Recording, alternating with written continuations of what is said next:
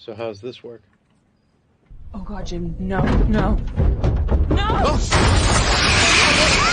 The nightmare didn't end with a crash. It was only beginning. Night has fallen. Rain pours. Inside the Matthews' RV, parked deep in the forest, young Ethan Matthews is fighting for his life. A jagged piece of a table leg is lodged in his thigh from the wreck. There's blood everywhere. He's seizing, convulsing in pain.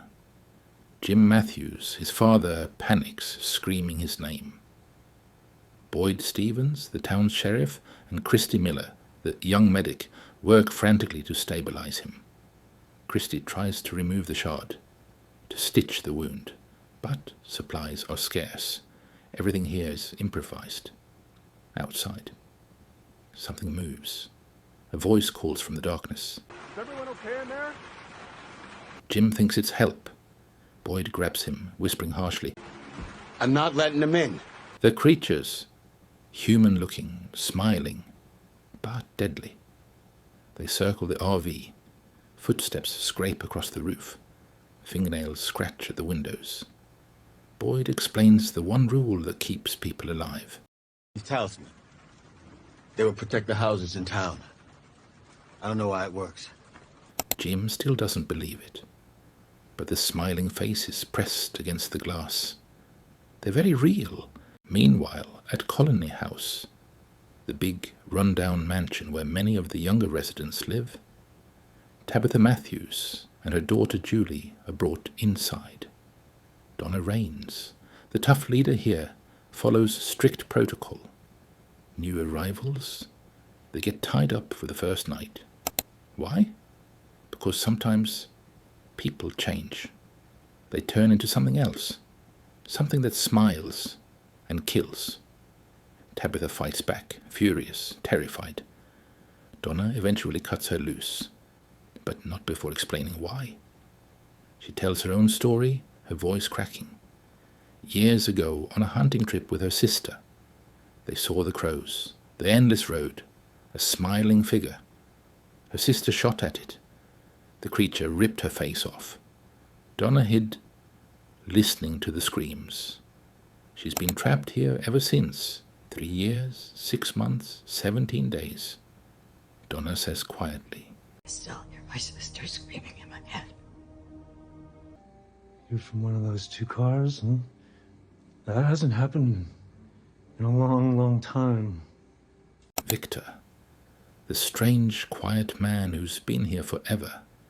He's odd, harmless, but he knows things no one else does. Julie, scared, crying, is untied by Fatima, who shows her kindness.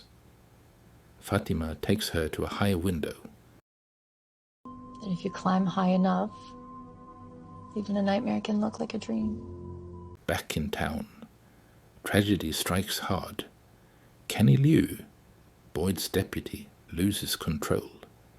He's chopping at a tree in the rain, tears mixing with the water. Why?